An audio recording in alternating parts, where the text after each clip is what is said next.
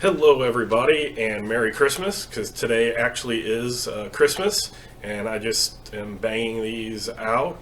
As I said, and as you've seen, my plans have fell through a few times on how I want to do this because of length, but I do want the whole series of my review of Torg, one if not the most favorite of my role-playing games I've ever played, game mastered.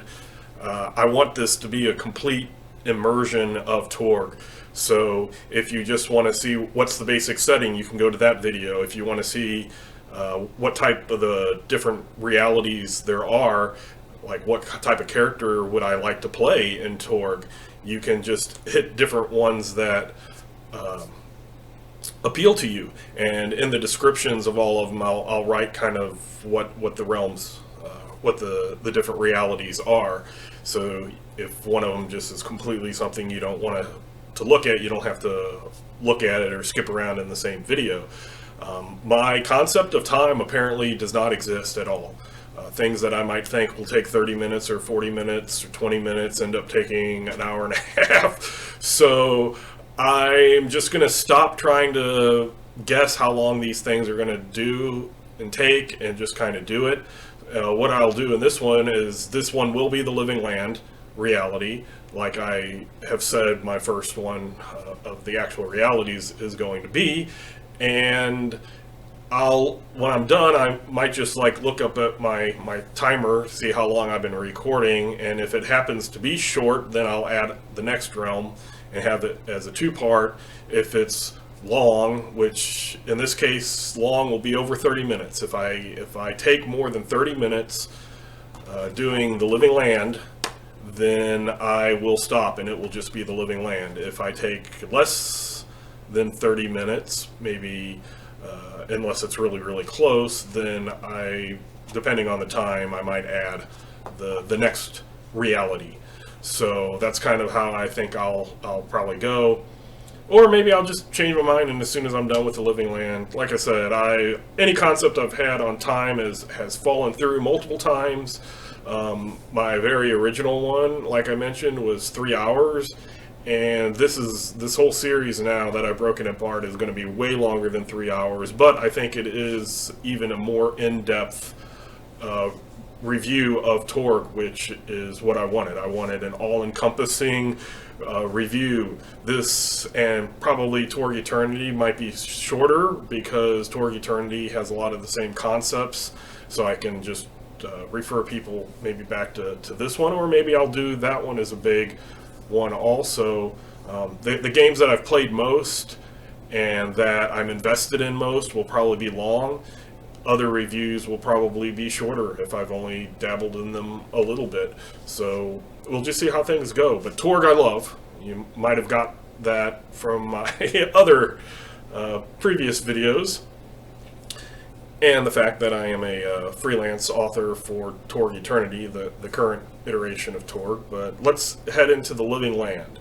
So one of the realities that invaded, and the one that invaded the United States on the East Coast and the West Coast, and in Canada, is the living land. And this is the book of the living land, the source book that came out. And this was the first source book that came out with original Torg.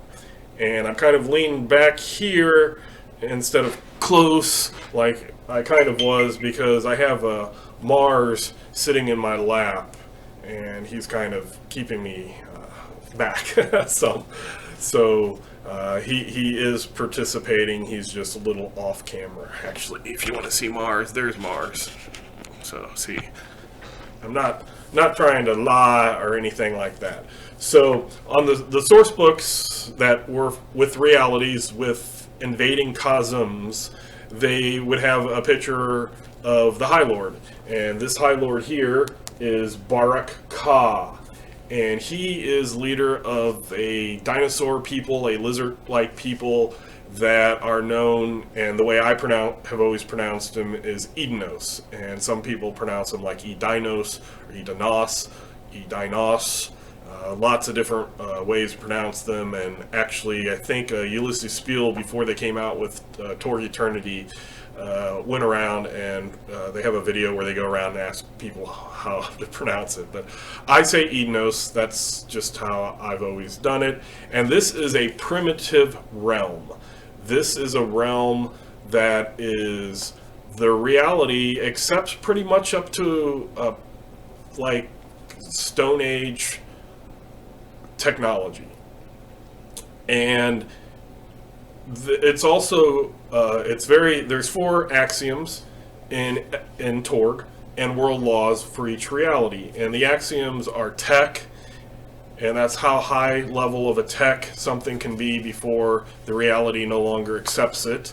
And I use that in my example of the gun not working in a modern firearm not working in a high fantasy realm. A low tech firearm like a wheel lock, matchlock, flintlock firearm might work, but the modern firearm would not. So tech is technology, computers, cars, anything like that.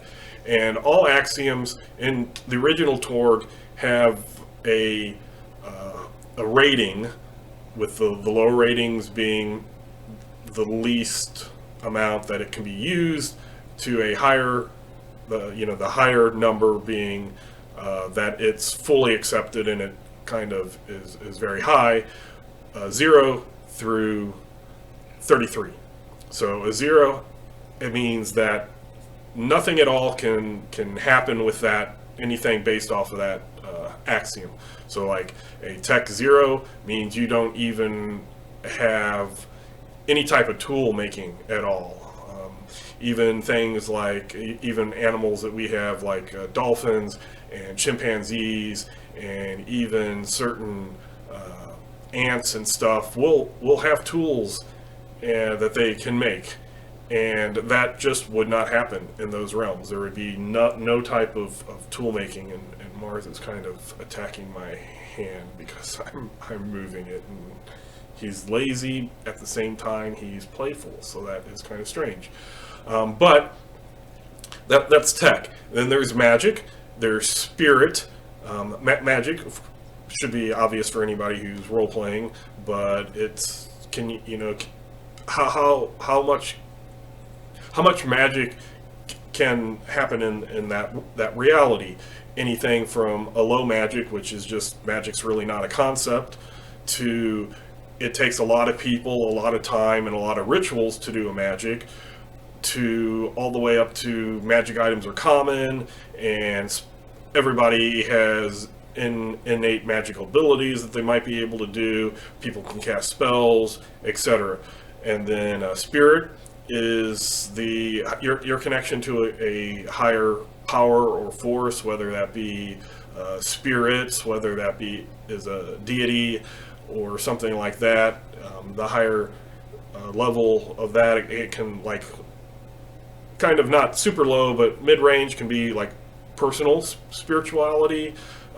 That can be kind of like martial arts, in the kind of the key aspect of it.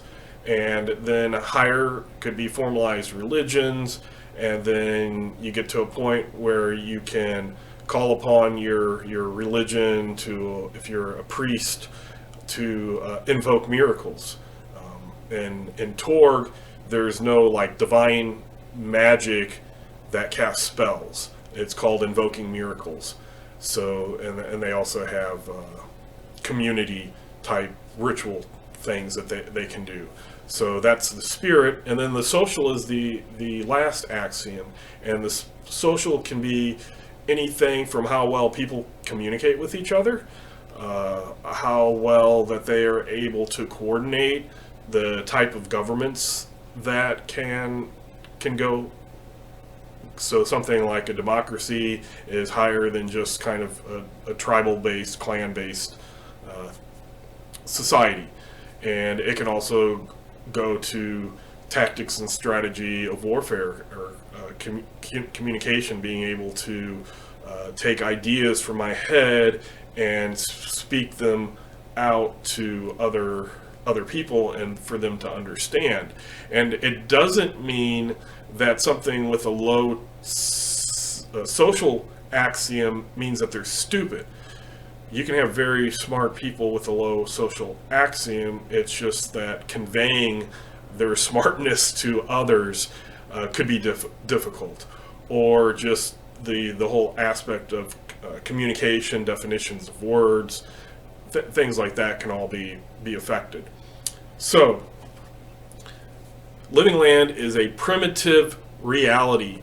So the reality source is the cosm of this High Lord, Barak Ka. And I'm going to pronounce the name wrong. I should have looked at this. His realm is known as the Living Land, and I think it's Takata Care? Realm and Cosm.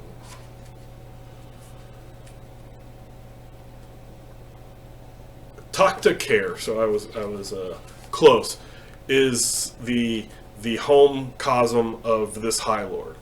And the way that the original Torg sets him up is he is an old, not old as in, I can't do anything and I need a cane, but old as in experienced. When a High Lord links up to the darkness device, or when a being links up with the darkness device, becomes a High Lord, they kind of become immortal.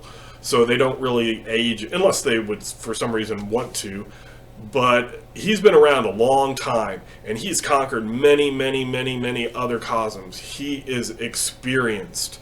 He is an old High Lord with a lot of knowledge. He knows how to conquer things. And that's how original Torg set him up, but then they turned him into a kind of a laughing stock, and I'll kind of explain that. It's kind of sad, and a lot of people were very disappointed on what happened with him because of that. But there is a reason that happened outside of the game story, and then it became part of the game story. So, but his reality is a primitive based. His axioms are tech is 7, so it's really low. It is Stone Age technology. We're not into any type of metalworking at all. So spears might have, kind of like Neanderthals, were able to make a glue to fasten bone and flint, obsidian pieces of a projectile point onto a spear. You could have something like that, or you could just have a stick that's been cut. Primitive axes, things like that. Anything higher just doesn't work. It's not accepted by that reality. They don't care what you think. When you are under the influence of the living land reality, that does not work. They are also extremely low in magic. They have no concept of people themselves or beings themselves, because the edeinos aren't humans, but people. Being able to use some weird outside energy force to cast spells and make items, etc. Very low of 1, so almost non-existent. Their social is also 7, so it's hard to communicate ideas, it's hard to coordinate. Their combat is overrunning their opposition, taking as many people and as big of forces as they can and overrunning it. And one of the things is this world is filled with dinosaur-like creatures. They're not necessarily dinosaurs from our past, but they're things that kind of resemble dinosaurs. If a normal person who might not be well-versed in paleontology would look at it and go, oh, that looks like a triceratops. It's not really a triceratops, but it might look something like a triceratops, and that's what you have kind of down here, is some dinosaur-ish type people. And that's kind of the axioms that they're working on. The other one is spirit. Spirit is the thing that this realm has going for it. It is a 24. It is very, very high. They have a goddess that they worshipped called Lanala. She is a goddess of life and experiences. And experiences are very big with the edeinos and the followers of Lanala. They see learning new experiences is a way to commune with their goddess, and it doesn't necessarily have to be pleasurable or good experience, it's any experience.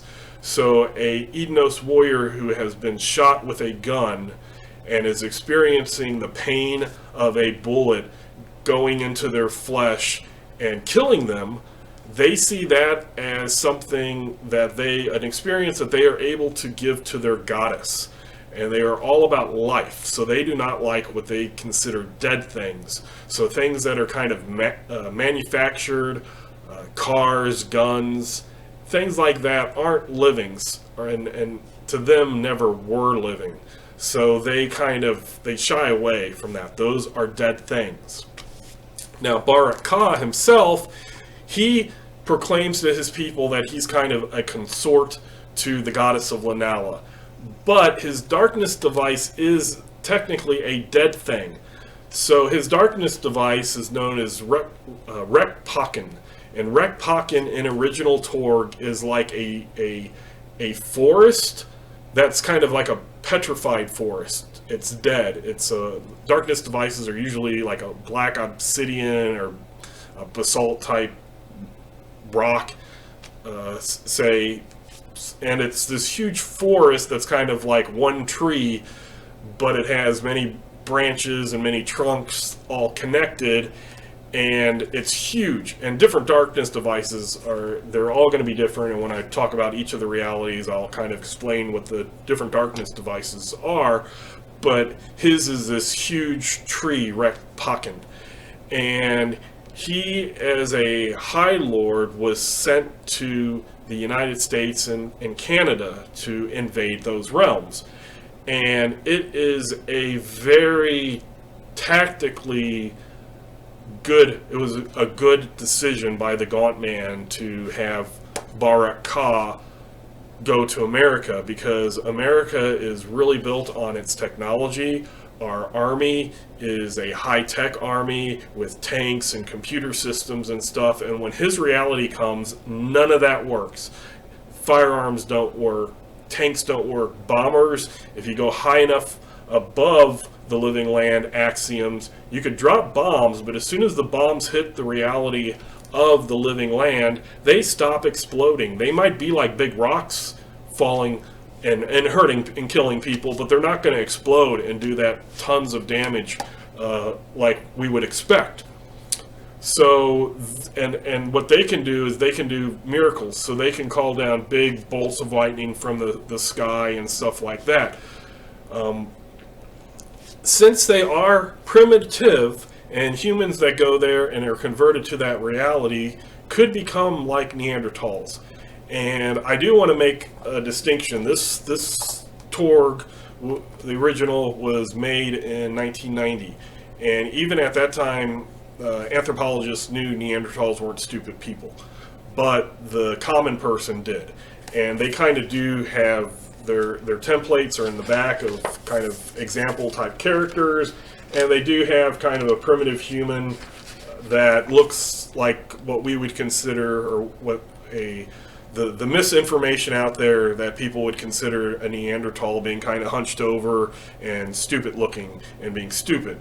Well, they weren't. They were smart. They were able to make, like I said, they were able to do technology. They made glue, it's kind of like a super glue type thing to be able to stick spearheads on and stuff like that. So you don't have to play a stupid primitive. You just might not understand high tech, but you could do things, and in Torg you could get skills. These people could get skills that were computer skills and stuff. They just had a big chance of disconnecting. They had a big chance of that Everlaw of one coming in and disconnecting them and making them forget about computers, but then they could reconnect and they could get that skill back. And one of the things with the Storm Knights that have that possibility energy is they are able to make contradictions. They are able to do things against the reality that they're in, and even their own reality. And they used something, and I didn't bring it up, I brought up the Everlaw of 1, but they used the Everlaw of 2. And the Everlaw of 2 is what makes Storm Knights be able to be Storm Knights. Mari's moved over so I can sit up a little. they were able to use the Everloft 2. The Everloft 2 states that two realities can be present in the same place at the same time. So because of that, the low-tech edeinos could use high-tech things. They just had a higher chance of disconnecting, and I'll explain how the mechanics worked. But basically, they had a higher chance than people that understood technology from their own reality to use computers and modern firearms, etc. But they still could do it. They just had a chance of it not working. So the living land axioms are pretty much low on everything except for spirit. I'm going to bring up the camera just a little bit so the top of my head doesn't go off when I sit up. But high on miracles, and their connection to their goddess of Lanala made them want to experience things. So a lot of the miracles, a lot of the spirituality is for them to make themselves and others experience sensations.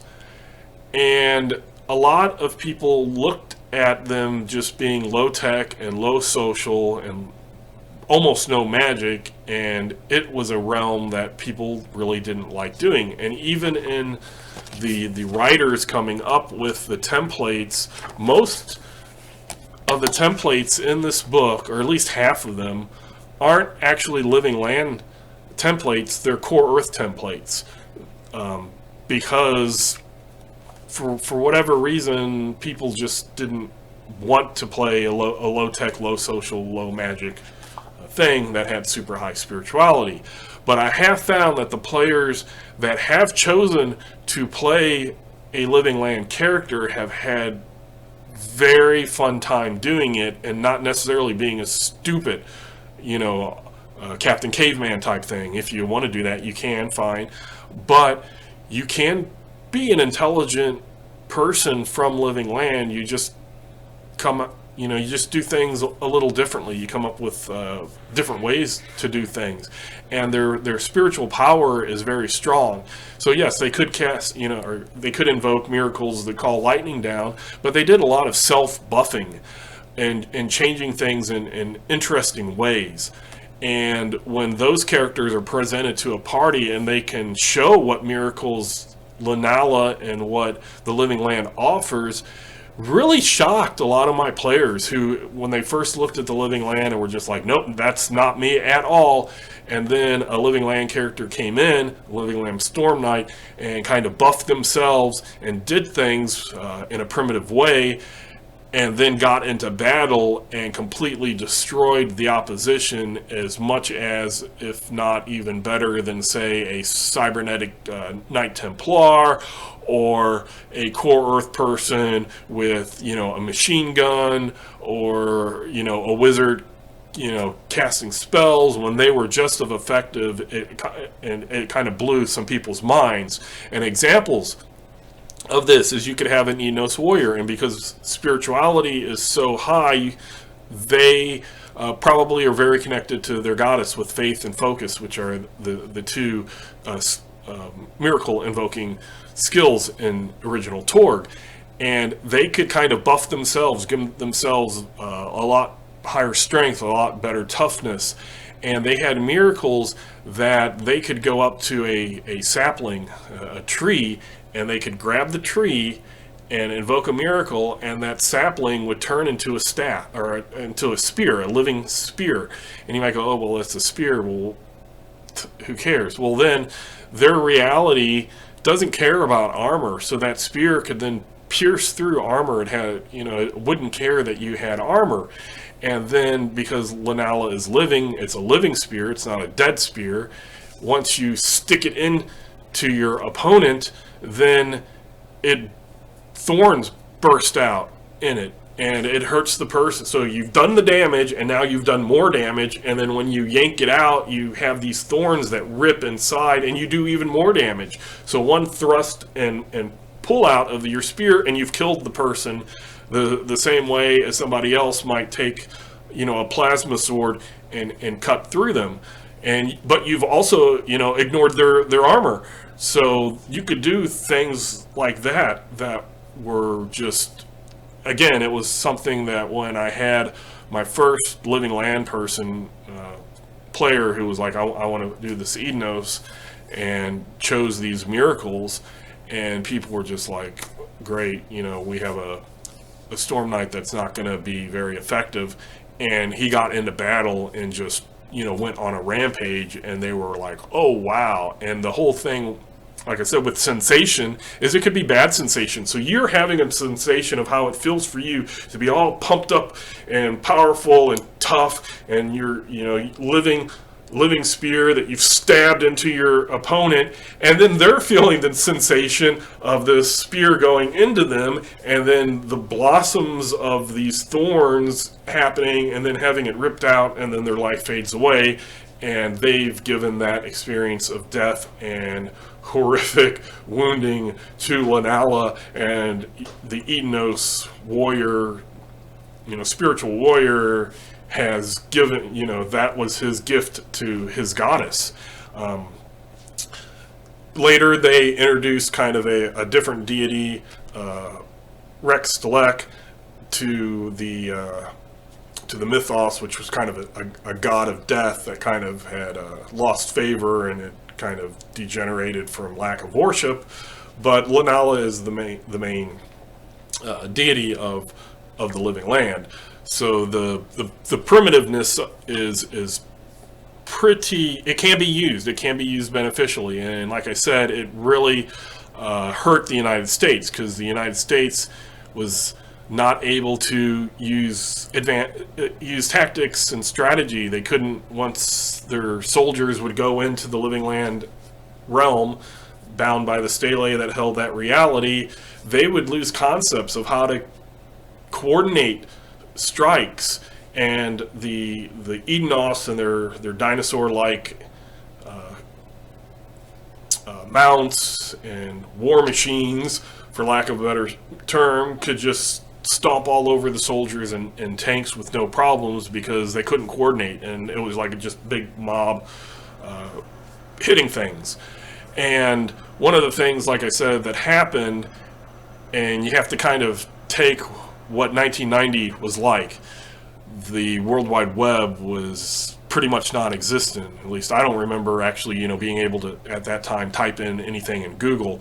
I could go to online stuff, and that was kind of like hitting bulletin boards to download information, to upload information, or computer to computer, network to network connection.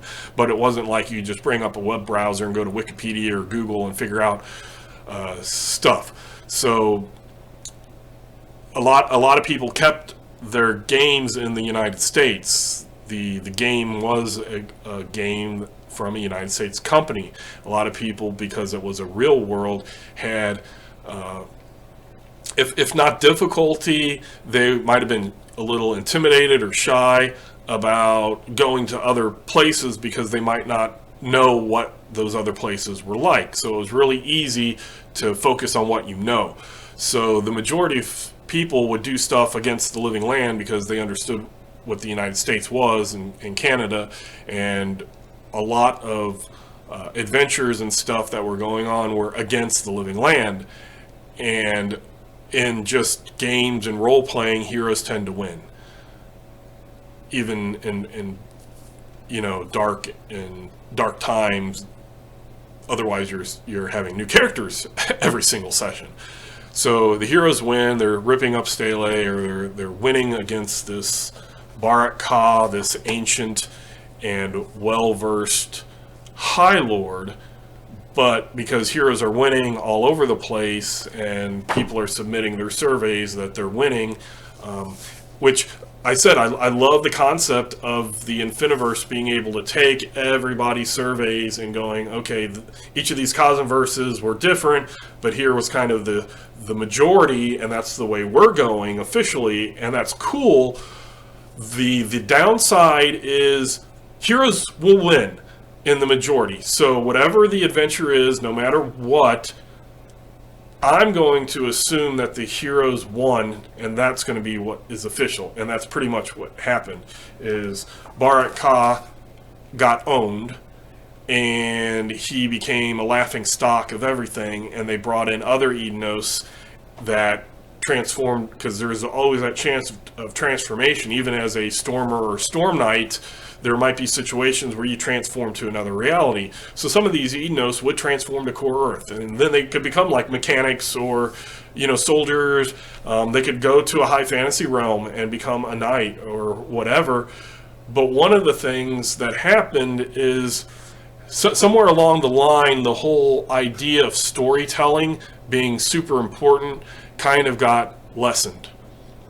And there were times where the people that invented and wrote the game, like Greg Gordon, who's the current lead line developer on Torg Eternity, the co-creator of this, from what my understanding is he made the game and did stuff, but as a company they shuffled people around, or maybe he left to go on to do other things, and a new group came in and they didn't keep that storytelling aspect of it.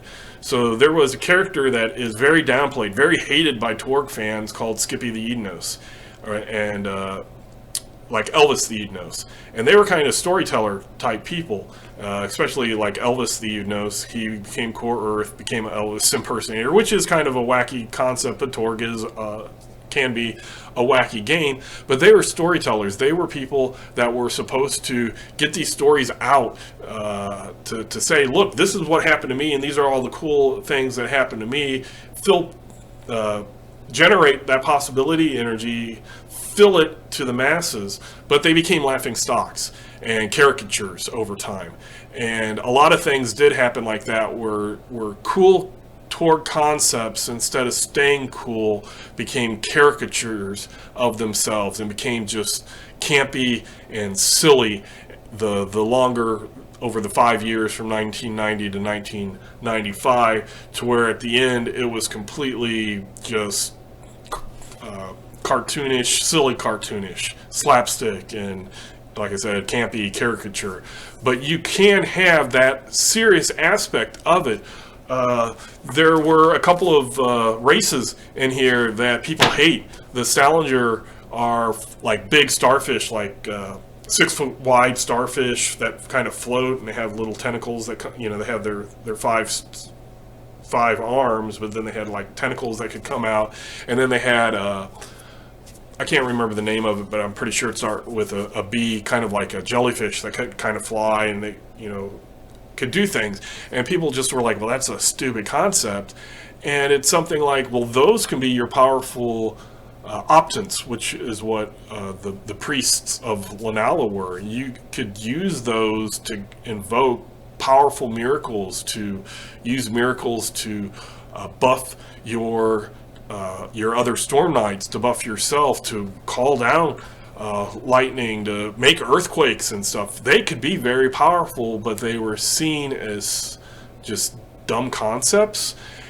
And I've had a player who plays a Salinger, and he disconnected, and then he went to the Nippon Tech realm and became like a martial artist. And it's a funny concept. He named the character Shuriken, like a throwing star, because he's a starfish.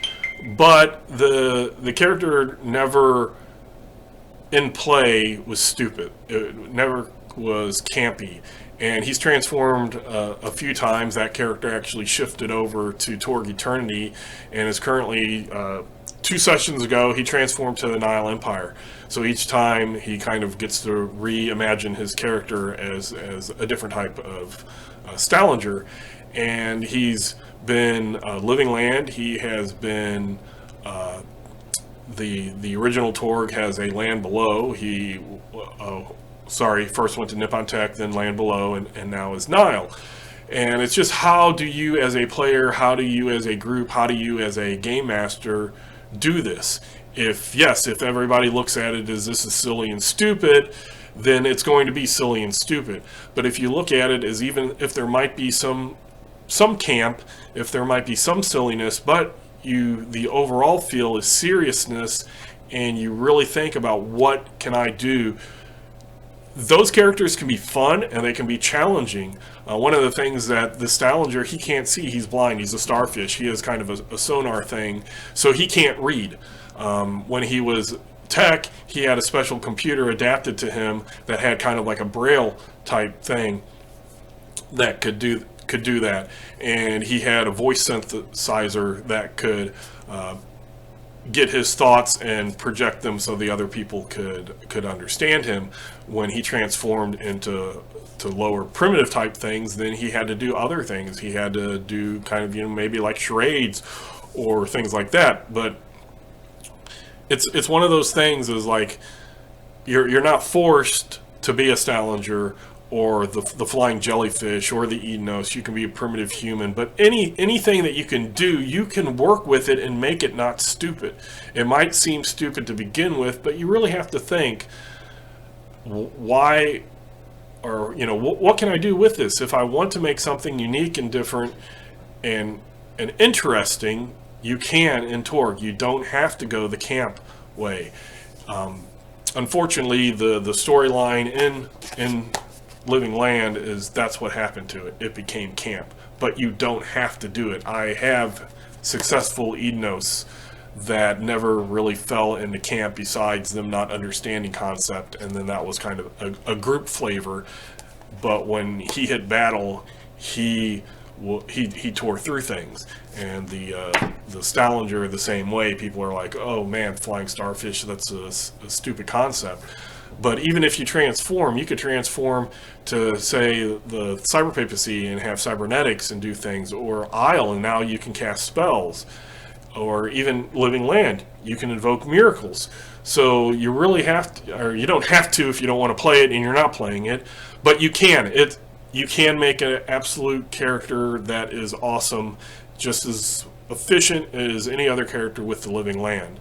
The other thing that was kind of sad about the Living Land is this was the first book, so they were still kind of working out the kinks of the system, and there's world laws for every reality. So you have your 4 axioms that kind of set what can my tech do, what can my spirit do, what can my magic do, and what can my social do, but you also have world laws.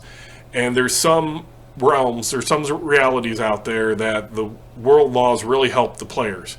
And in original Torg, you dealt with your own world laws, you carried them with you. So wherever you were, your world laws affected you. And also you had to abide by the world laws of the dominant reality of where you were.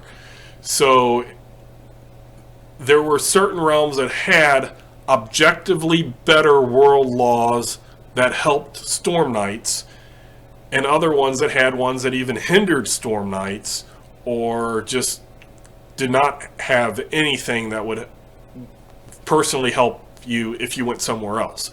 And the Living Land was one of them. So that was one of the sad things about the Living Land, is if you were from the Living Land, when you went to another realm, you really didn't have world laws that helped you. So that was another reason why people didn't pick Living Land characters, because they didn't have world laws like Nile Empire had laws that you could add dice to your rolls. Well, that's awesome. Living Land characters could not do that. And people did not like going into the Living Land because the world laws were set up to hamper the Storm Knights, set up to hamper people. They had the law of the deep mist, which means that there is a perpetual thick fog everywhere. And it also had the side effect that you would get lost. Compasses didn't work. Back then they didn't have smartphones, so it wasn't like you could go to Google Maps on your smartphone and figure out where to go. Although if you played it in a modern, now 2020 modern setting, your smartphone basically, even if you are from Core Earth or higher tech and could use your smartphone, the GPS would not work on it, because that was part of the world law. It just made it so that it was wacky. Your compasses would spin or point wrong. Even a lodestone would be too high tech and wouldn't work. It was just the law said you get lost. That is fun thematically, but it annoys players in actuality, in gameplay. and they also had a kind of a law of decay, that things would decompose. It was a living land, so when you killed something, it would decompose rapidly. So if you killed something to eat it, hunting, you ate it, and then you couldn't really keep anything left over, would decay. So preserving things did not last as long. There was a weird thing where things like C rations or MREs would fake out the world law. So when they were sealed in their cans of spam and canned meat and sardines and lanala, and the world couldn't see it, it was all right. But as soon as you popped it open, if you didn't like immediately eat it within like 2 minutes, lanala was like, oh, that was food, and that's old food, so it decays and disappears. It's kind of a weird thing. But then you're always having to hunt, which drags out stuff.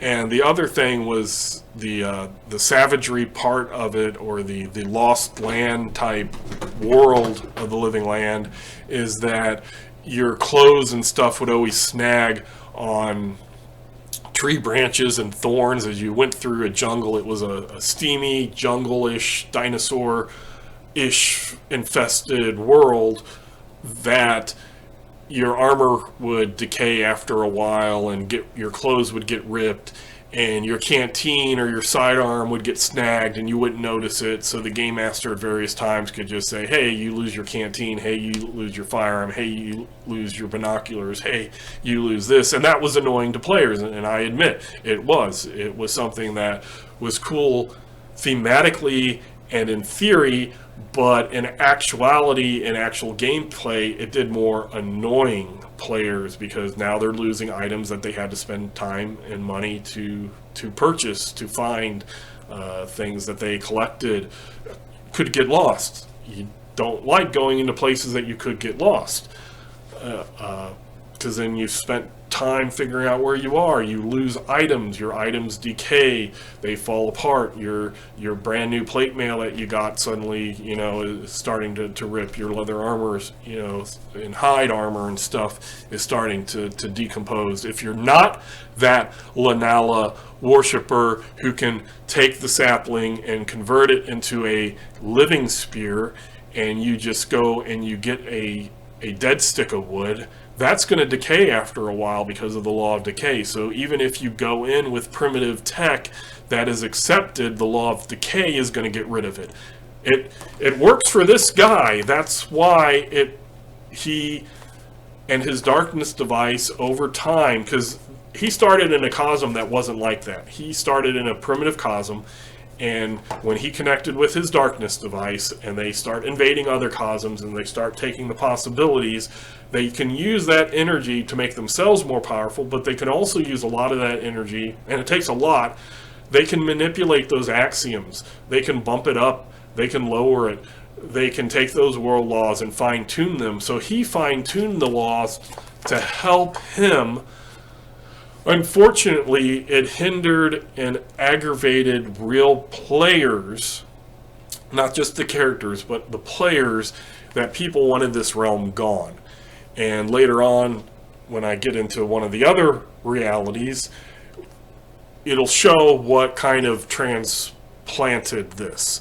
But Barat Ka, being ancient, being experienced, being one that fine-tuned his law to benefit him and his reality, and going up against the United States and being able to basically completely nullify the United States' whole infrastructure, whole military structure, and run rampage.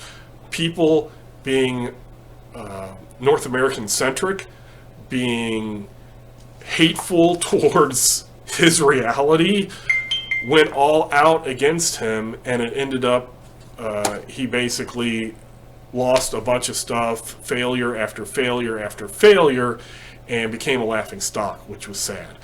Torg Eternity so far has kind of prevented that and has kind of done some things to help that along. But again, this was the very first reality source book that was released. You can play an awesome primitive human, Neanderthal type person, or just say Homo sapien that is like more like the Cro-Magnon type, low primitive, but still awesome character. They don't have to be dumb. They just don't understand things like we do, but they can come up with ways around that. You can play an awesome miracle invoking optant that's a Stallinger, or the jellyfish type things, or awesome warrior edeinos that buffs himself and comes up with cool ways to make sapling trees into these awesome weapons that are just as good, if not even better, than a plasma sword or a machine gun or whatever. So really, your characters can be awesome, but the world itself was devised purposely to hinder Storm Knights, but it aggravated players. So if you're doing Torg, think about how you might change things so that it doesn't aggravate players as much, and that you make this guy awesome and make him the threat that he was meant to be, and don't turn him into a laughing stock. If your Cosmverse is a whole we're doing everything camp, then fine, you can leave it, or you can look at what happened in the 5-year war and keep it that way. But if you just hate the way that it turned out and you hate the reason, go through it and look, what can I alter? What are things that I can do that will not annoy me as a game master, annoy my players as players, but still keep this guy as experienced and as a threat that he should be. So that I'm at 46 minutes, so between 45 and 50 minutes, so I am calling it. And the next video will be the next realm, which will be Nile Empire. But this is the Living Land, low technology, low magic, low social, but there's a reason behind it. You don't have to be dumb. You can be a really smart edeinos or primitive human, but high spirit, and use that spirit if you're playing a character here, or if you're a game master and you're introducing your players to this realm. You use it in ways that they might not understand. We do have the benefit of Wikipedia and websites. Go to anthropological and archaeological sites and read up on all the awesome things that our primitive ancestors actually were capable of. Bring that into the game. You have the edeinos use it, have the primitive humans use it. If you're playing that, go to those sites. Go, even just Wikipedia, and type in Neanderthal and look at the amazing things that they were able to do and withstand, and the mentality that they might have had. And you can make an awesome, full, what do I want to say? Full-fledged character filled with awesome backstory that fits and is good, and you don't have to just be a stupid caveman. So those are my thoughts for the Living Land. It is a realm that I like, because I like taking underdog realms that people don't like, and I like making them into things that make people think, wow, that's not as dumb of a realm that I thought. That's not as, and not just dumb as not intelligent, but as in, why would I make a character from there? Why do I want to go there? And you can change stuff, or just just bring those things out. It's not really changing, it's just not understanding what might be there. And you read stuff that we did, that our ancestors did with primitive tech and primitive social, and the amazing things that they were able to accomplish, and bring that into your game. And that's wonderful. Why Torg, even old Torg, if we're doing it in 2020, we have ways to do that, and that's awesome. So it's Christmas, Merry Christmas, and thank you for watching. Like if you like, dislike if you dislike. If you want to see more of this content, hit the subscription so that you get a little notification when they come up. I do plan to do these if not multiple times a day, every day or every other day until I get through Torg. Again, my plans tend to go sideways fast, but I thank you, and I am Lehman Crafton, aka Zorvala Chan, less than Guru, and until next time with the Nile Empire, have a good day.